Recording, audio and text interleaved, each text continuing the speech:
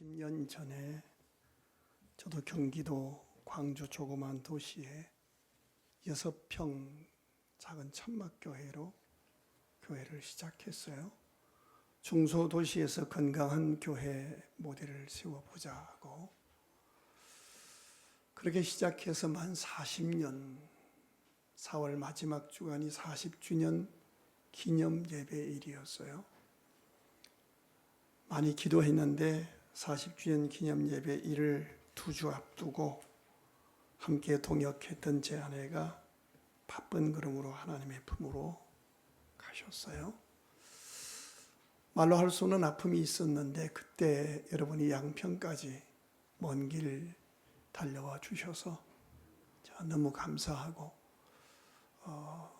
사실 지금 제가 아내를 장례를 지내고 그동안 한 5년 동안 한 주도 쉬지 못하고 달려와서 안식년으로 한 달 동안을 쉬고 있는 중입니다. 네. 말이 쉬는 거지 그 전 주간에는 이제 제가 아내를 보내고 힘들어한다고 이동원 목사님, 김동원 목사님, 또 명성훈 목사님, 이런 8분의 목사님 4분들이 휴가를 내서 저를 데리고 제주도에 가서 한 주간 있었고, 또 그 다음에 후배들이 또 저를 데리고 갔고, 그리고 지지난 주간에는 호서대학교의 박사 과정을 마친 학생들의 연장교육 강의를 요청받고 강의하고, 또 지난 주일엔 저녁에 일본 가서 일본 동경신학교에 강의하고 그저께 들어왔어요. 그동안 사실 아내가 사경을 다투니까 제가 몸이 많이 안 좋았지만 표현하지 못하고 있다가 아내를 보내고 병원에 갔더니 당장 수술하자 그래서 내일 오후에 수술이 잡혀 있습니다. 13년 동안 이 교회가 개척될 때부터 하루 눈 뜨면 제가 개척했던 심정을 알고, 또 저희 교회 시무장도였던 전종천 장로님의 아들이고 제 자식 같고, 그래서 널 위해서 기도했던 교회여서 내가 이 교회는 꼭 안식월에 가봐야 되겠다. 설교를 하러 온 것은 아니고 함께 예배하고 싶었습니다. 와서 보니까 정말 하나님이 기뻐하시겠다 그런 생각이 확신이 들어요. 오늘 우리가 읽은 본문은 교회를 좀 다닌 경험이 있는 사람은 다 아는 얘기예요. 그런데 의외로 우리가 성경을 피상적으로 알아요. 본문은 하나님이 인간을 지으셨음을 한탄하시고 후회하시면서 홍수 심판으로 다 썰어서 이치면에서 썰어버리시는 사건이에요. 그렇게 홍수 심판으로 다 죽어서 역사가 증명하지요. 그런데 노아의 8 식구가 살아남은 거예요. 하나님이 디자인하신 방주에 태워져서 방주 뚜껑을 열고 밖으로 나오라 라고 하나님 말씀하셔서 그들이 방주 뚜껑을 열고 나와서 새 삶을 시작하는 그 장면이 오늘 본문이에요. 이쯤에서 우리가 질문해야 돼요. 오늘 기도한 청년회장, 그때 사람들을 다 하나님이 한탄하시고 물로 썰어 죽이시는데 노아와 그의 8 가족들은 무슨 근거로 이 사람들은 살아남은 거예요? 1번, 윤리적 도덕적으로 흠이 없었다. 2번, 잘생겼다. 3번, 헌금을 많이 했다.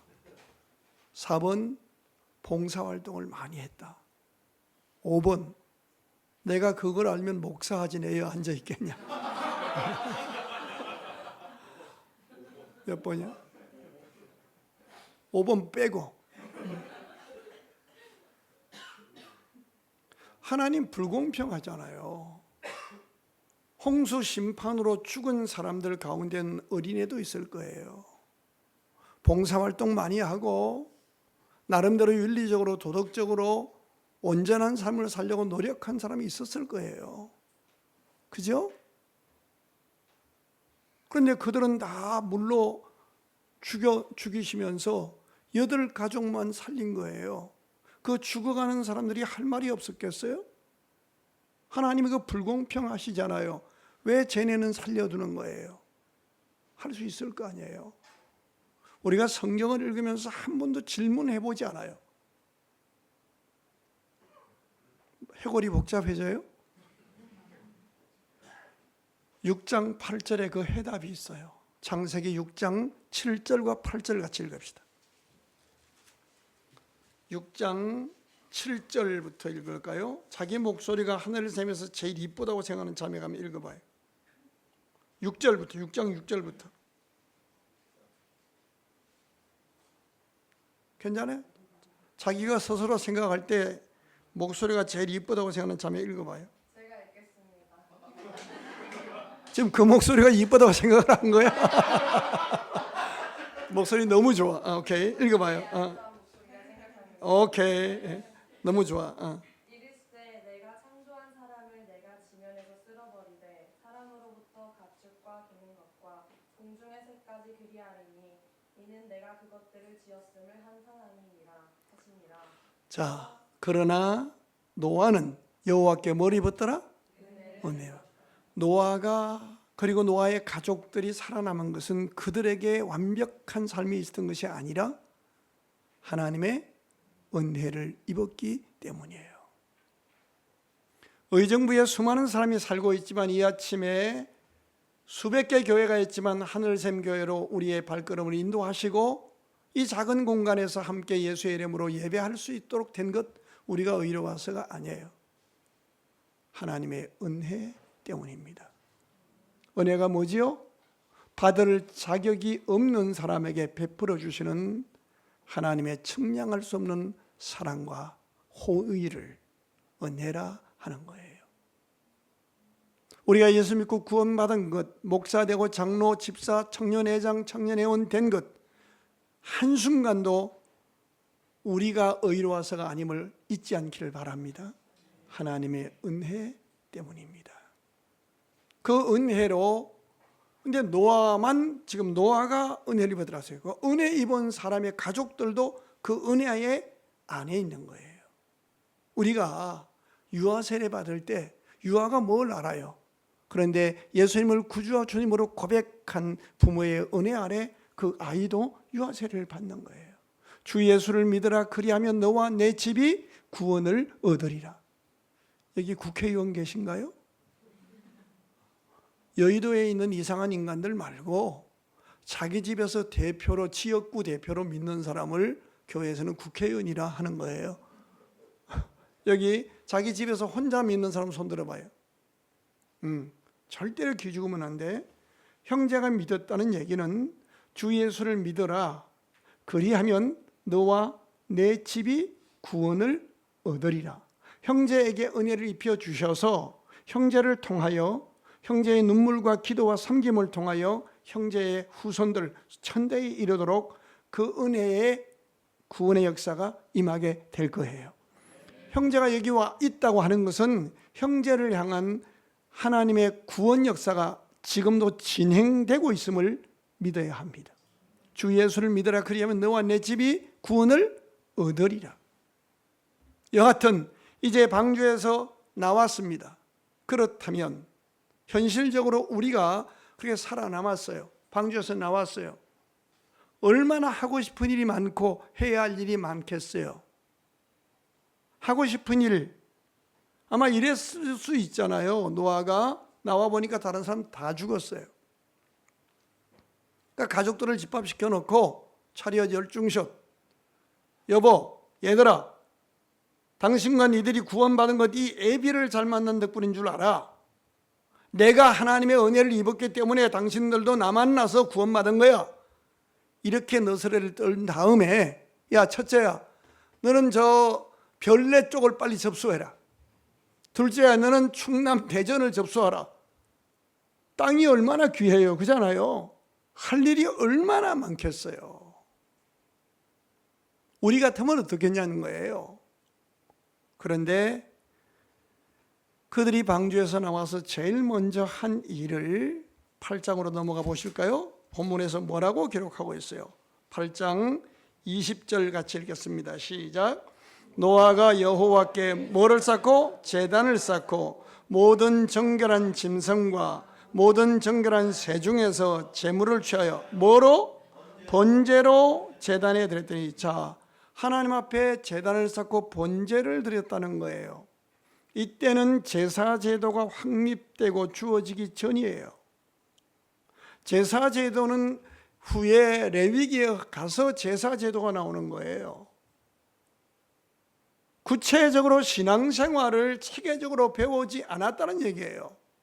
그럼에도 불구하고 노아와 그의 가족들이 방주에서 나와서 제일 먼저 행한 행동은 하나님 앞에 예배를 드리는데, 하나님이 그 예배를 받으시면서 번제로 받으셨다는 거예요. 번제가 뭐예요? 하나님, 나와 내 가족들이 구원받은 것은 우리가 의로워서가 아니라 하나님의 은혜임을 믿습니다. 그리고 은혜받아 구원받은 우리가 앞으로 새 삶을 살아가면서 하나님이 바르실 만한 삶을 살 수 있는 능력도 우리에게는 없음을 저희는 믿습니다. 하나님의 은혜 아니면 나는 바른 삶을 살 수 없습니다 라는 죄인됨의 고백과 그 은혜 아니면 살 수 없다라는 몸부림이 번제입니다. 저희 교회가 꽤 커요. 교인도 많아요. 그런데 직분자가 1187명인데 이 직분자 1187명 중에 보면 예배당에 나올 때마다 성전문을 들어오는 순간 자신의 사회적 지위, 자기의 경험들을 다 내려놓고 정말 그리스도만 의지하여 그리스도를 위해서 오는 사람이 있는가 하면 은근히 자기를 드러내고 자기의 사회적 경험이라든가 자기의 철학이라든가 자기의 의로움을 드러내면서 자기 뜻을 펼치려고 하는 사람이 없을까요? 있습니다. 아닙니다. 하나님이 기뻐 바라시는 삶은 죄인됨의 고백이고 번제를 드리는 예배자로 서는 겁니다. 여러분, 가인과 아벨을 아시죠? 두 사람이 하나님 앞에 예배드리고 왔습니다. 교인 2명입니다. 그들도 경배와 찬양했을 거예요. 그들도 헌금했어요. 그들도 통성기도 했을 거예요. 그런데 아벨의 예배는 하나님이 받으시고 가인의 예배는 연락지 않으셨어요. 이것은요, 우리에게 심각한 경고입니다. 우리 인간이 드리는 예배 가운데 절반은 하나님이 받으실 수 없는 예배일 수 있다는 경고입니다. 그래서 저는 40년 동안 한 교회를 섬기면서 예배 때마다 두려운 거예요. 교인들의 문제가 아니라 설교하고 있는 나의 예배를 하나님이 받으실 수 없는, 나를 드러내고 내 뜻을 이루는 예배일까 봐 두려운 거예요. 말라기서에 보면 제사장들아, 너희가 예배를 통하여 나를 멸시하는도다. 그러함으로 내가 똥을 너의 얼굴에 밟아 똥과 함께 제하여 버리리라. 똥처럼 취급하시겠다는 거예요. 예배 안 드리는 거 아니에요. 예배를 통해서 하나님을 영화롭게 하는 것이 아니라 하나님을 멸시한다는 거예요. 그럼에도 그들이 회개하지 않아요. 그래서 신구약 중간기 몇백 년 동안 암흑기가 봐요. 한국에 6만 교회라고 그래요. 오늘 이 시간에도 예배가 드려지고 있어요. 저희 교회도 2부, 3부 예배가 계속 드려져요. 근데 정말 하나님이 기뻐 바라실 만한 예배인가는 회의가 들어요. 또 하나, 가인과 아벨이 그렇게 예배 실패할 수 있습니다. 가인이 자기 동생 예배는 하나님 바르셨어요. 그러면 하나님, 제 예배에 어떤 요소가, 어떤 태도가, 무엇이 잘못됐습니까? 회개하고 하나님이 바르시는 예배자로 다시 서면 될 거 아니에요? 그런데 자기 동생을 돌로 때려 죽였어요. 이 사건이 흘러간 오랜 세월이 지나간 어느 날, 무려 몇천 년이 지나간 어느 날 그 사건을 사랑의 사도 요한의 입을 통해서 이렇게 증언하고 있어요. 너희는 가인의 길로 가지 말라. 그는 악한 자에게, 즉 사단에게 져서 사단에게 속하여 그의 길을 갔느니라. 예배는 영적 전쟁이라는 거예요. 예배 시간에 아차하면 마귀에게 지는 거예요.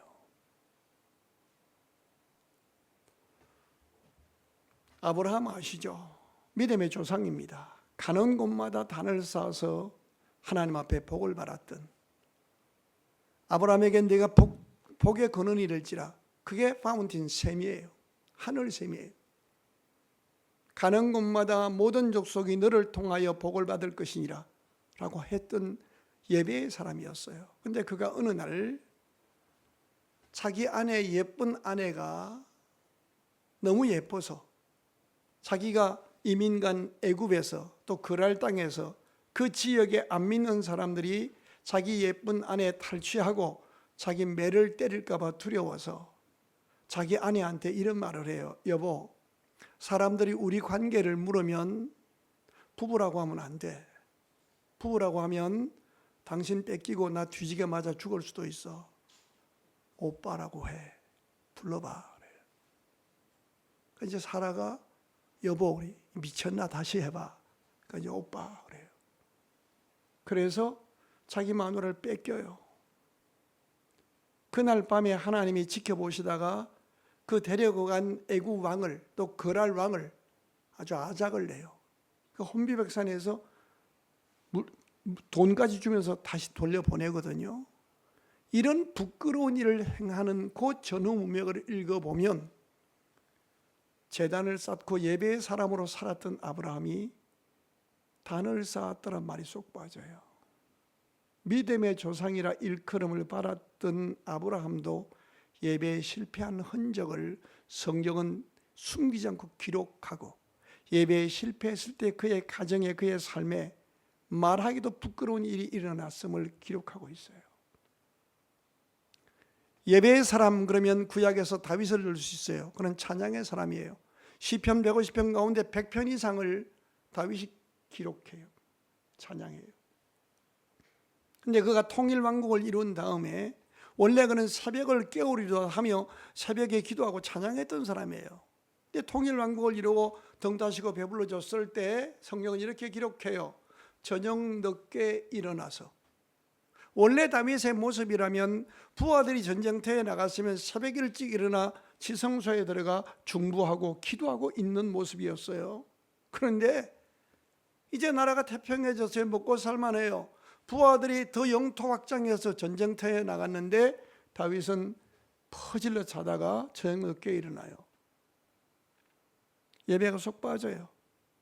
저녁 늦게 일어나서 테라스를 거닐다가 자기의 충성스러운 부하 우리아의 아내 바세바가 목욕하는 모습을 보고 음욕을 품고 그 무서운 간통죄를 저지르고, 간통한 것이 들킬까 봐 충성스러운 부하 우리아를 전쟁터에서 내보내서 죽음에 이르게 하는 살인교사하고 사체유기합니다.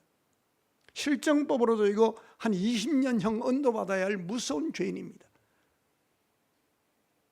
그래도 시침 뚝 따고 성전에 들어가 예배하다가 담임 목사인 나단 목사님에게 질타를 받고 회개합니다.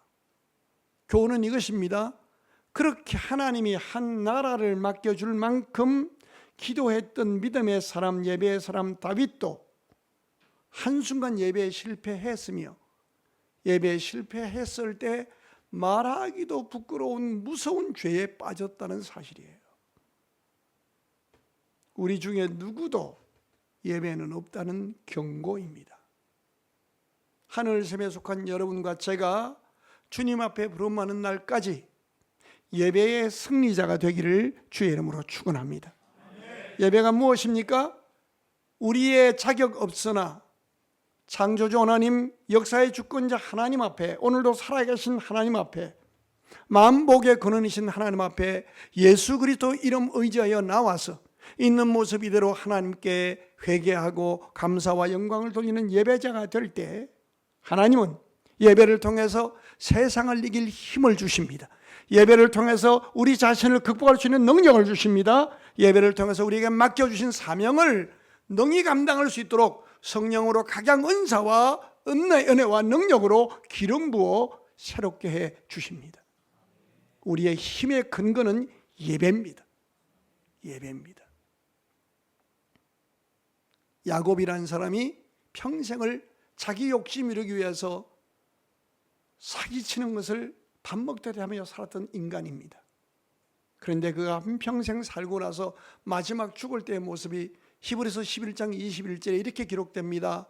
야곱은 죽을 때에 지팡이 머리에 의지하여 일어나 여호와께 경배하고 손주들 이름까지 부르며 축복하고 죽었더라. 하나님을 향한 예배, 죽어가면서 축복하고 죽었다는 거예요. 우리나라 영화는 주로 어떻게 끝나죠? 당합니다. 이제 정권이 바뀌어서. 그러면 이제 다 죽임 당하는데 꼭 한 명이 남죠, 그죠?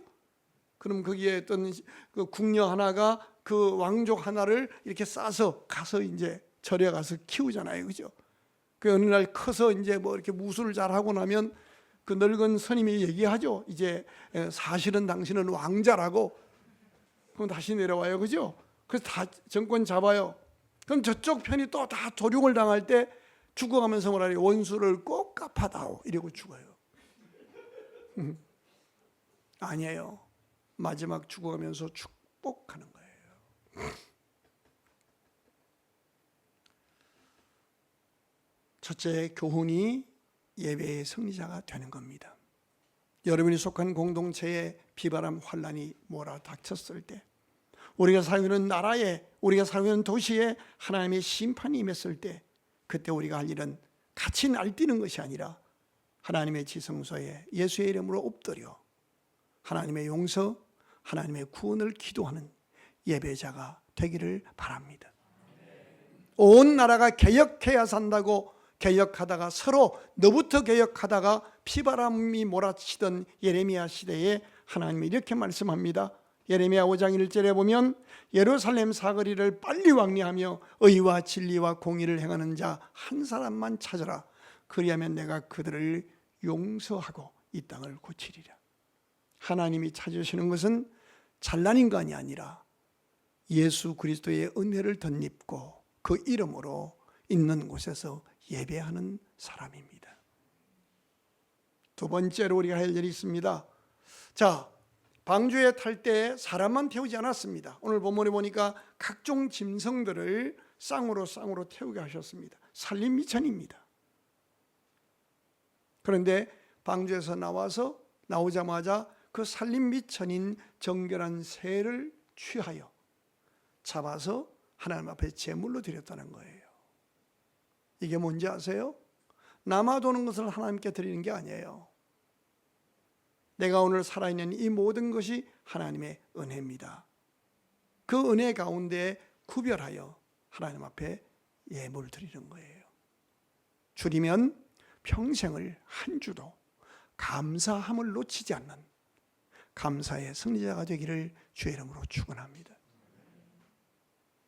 오늘 이 주간이 마지막 주간일 수 있는 거예요. 한 주간도 감사를 놓치지 않기를. 한 주간도. 예배의 승리자, 감사의 승리자. 나는 당신을 보면서 어떻게 그런 환경에서도 감사하는지, 당신을 보면서 기독교의 저력이 무엇인지를 볼 수 있을 것 같아. 할 수 있는 거예요. 그래서 감사하고, 그래도 감사하고, 그리 아니하실지라도 감사하는 신앙. 첫째가 예배의 승리자, 둘째가 감사의 승리자. 여러분, 암 걸렸다가 고침받으면요, 할렐루야, 놀렐루야, 감사한금 드려요. 근데 감기 걸렸다 고침받으면 약국 주인에게 고마워해요. 판콜 A 보고 감사해요. 큰 일은 누구도 할 수 있어요. 근데 일상생활 속에서 범사에 감사하는 것, 이것은 은혜 입은 자의 사명이에요. 우리 옆에 분하고 인사합시다. 늘 감사하며 삽시다. 시작. 아니야. 좀 리얼하게 구체적으로 할게. 이렇게 하세요. 눈을 똑바로 뜨고 옆에 보시다가 너만 감사하면 우리 교회가 감사할 수 있을 거야. 시작. 이거 봐요. 그러면 싸움 나. 나는 그렇게 말씀드려도 여러분은 딱 여러분에게 적용해서 나만 감사하면 교회가 평 이래야지. 너만 그러면 너나 잘해. 너 그래서 예배고 뭐고 다 엉망되고 마는 거예요. 한 번만 더 하세요. 옆에 분하고. 뜨끔하지. 시작. 어지간히 불평해야지. 그잖아. 어지간히 불평해야지. 세 번째, 자 9장 21절부터 다시 한번 봐요. 9장 이제 이렇게 하나님 앞에 번절돼서 하나님이 기뻐 바라셨어요. 그런데 1년이 안 지나가서 이상한 모습이 나타나요. 9장 20절부터 읽겠습니다. 시작.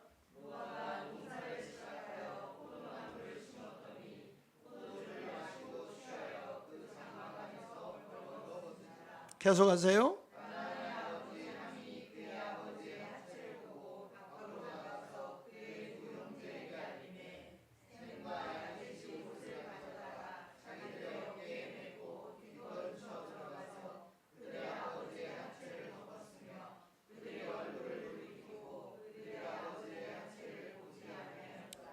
계속해요.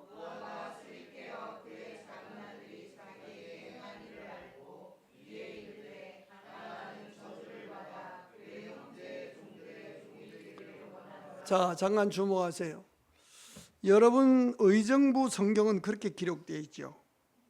같은 경기도인데 경기도 광주 성경은 좀 달라요. 내가 읽어드릴 테니까 한번 여러분 성경을 좀 비교해봐요. 노아가 농사를 시작하여 포도나무를 심었더니 노아와 그의 가족들이 수확한 포도 가운데 흠없는 첫 열매를 구별하여 퐁퐁으로 퐁퐁 씻어 하늘샘 교회로 가지고 가서 감사하며 예배를 드렸더라. 이렇게 나와 있어요. 여러분 성경은 왜 그렇게 안 돼 있어요? 인간의 죄성이 여기 드러나요. 그냥 구원받은 게 아니라 죽음의 심판에서 구원받았어요. 그리고 너무 감사해서 살림미천 잡아서 예배드리고 하나님을 기쁘게 했던 예배의 사람이 1년 딱 되니까 포도농사 지은 다음에 포도주를 담갔어요. 여러분 노아가 방주 만들 때 산 아래서 무슨 일이 있었어요? 먹고 마시고 장가가고 별짓 다 했어요. 그때 노아가 자기 가족들에게 뭐라고 말했겠어요? 야, 어떻게 짧은 인생을 저렇게 해롱거리며 사냐? 참 불쌍한 인간들이다. 저들에게 곧 심판이 임할 것이다. 지옥 갈 것이다. 그랬을 거예요. 근데 오늘 자기가 다 죽고 자기만 딱 남으니까 인생에 고민이 없어졌어요. 그 거룩한 비전이 없는 거야. 그러니까 뭘 하는 거예요? 옛날에 그들이 했던 짓을 똑같이 행하는 거예요. 그 자식들이 맛이 어땠길래 술을 처먹었지? 포도주는 사온 거 아니에요. 담근 거예요. 그리고 이제 앉아서 아마 한 방에 먹지 않았을 거예요. 조금 떠먹어보니까 와, 너무 맛있어. 이 자식들 이래서 먹었겠구나. 홀짝홀짝 마시다가 취해버린 거예요. 안 먹다가 먹으니까 가잖아요. 먹어봤지? 하나님은 굉장히 불꽃 같은 눈으로 감찰하셔요. 자, 이제 문제는 아버지가 술 먹고 얼마나 몸에 열이 났던지 빤스 다 벗었어요. 그러니까 이제 아들 3명의 반응이 묘해요. 함, 둘째 아들이죠. 함이 본문에 봤더니 어떻게 했어요? 잘 보세요. 그냥 함이라고 그러지 않아요. 22절 읽어봐요. 시작. 가나안의 아버지 함이, 그러니까 함은 저도 자식이 있는 인간이 할아버지 된 자기 아버지의 술 먹고 뻗은 모습을 보고 그러는 거예요. 애들 다 보고 있다는 얘기예요. 아비의 하체를 보고 밖으로 나가서 그의 두 형제에게 뭐 했어요? 알렸어요. 자, 물어볼게요. 형제, 아버지의 하체하고 자기 하체하고 뭐가 틀려요? 크기와 색깔이 틀릴 수 있겠지. 자세히도 본 거야. 그리고 두 형제가 4명이었으면 4명이가 그랬을 거예요. 이게 인간의 죄성이에요. 어느 날 우리 자매님 예배당에 오는데 뒤에 있는 저 언니인지 동생인지 잘 모르겠지만 골목 뒤에서 뭐 이상한 목소리가 들려 보니까 웬 막 문신을 탁 한 형제하고 둘이 급해서 그 골목 뒤에서 대낮에 부둥켜 안고 막 키싱구러미가 되어서 딥키스를 하는 장면을 목격했어. 그런데 어머나 하고 봤더니 그 형제가 총각이 아니라 저 옆에 있는 치킨집 사장 유부남이야. 예를 든 거예요. 똥똥한 얘기 하지 말아요. 불륜 현장을 목격한 거야. 반응 1번, 죽는 날까지 비밀 지키고 우리 자매가 그 죄에서 벗어날 수 있도록 기도한다. 반응 2번, 머리가 빙빙 가슴이 두근두근 핸드폰을 꺼내서 언니야 너만 알고 알아야 돼. 그리고 너만 다 알린다. 몇 번이야?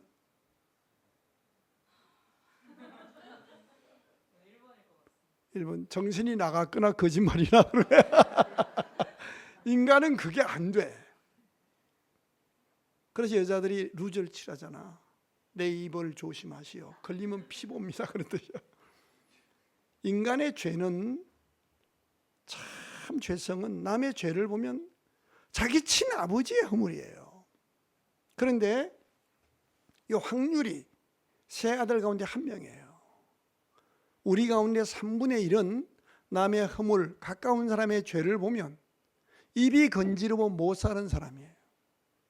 왜 목사님 저를 자꾸 보시면서 말씀을 몰라 이쪽이 자꾸 이렇게 가 지금. 그런데 그 뒤에 보니까 셈과 야벳은 어떻게 해요? 23절 읽어봐요. 시작. 셈과 야벳이 옷을 가져다가 자기들의 어깨에 메고 뒷걸음쳐 들어가서 그들의 아버지 하체를 덮었으며 그들이 얼굴을 돌이키고 그들의 아버지 하체를 보지 뒷걸음쳐 들어가서 덮고 보지 않았다는 거예요. 다 나쁜 건 아니에요. 인간 가운데 3분의 2는 덮어주는 사람이에요. 구약 성경에 보면 그 죄의 가리우심을 받은 자는 복이 있도다 그래요.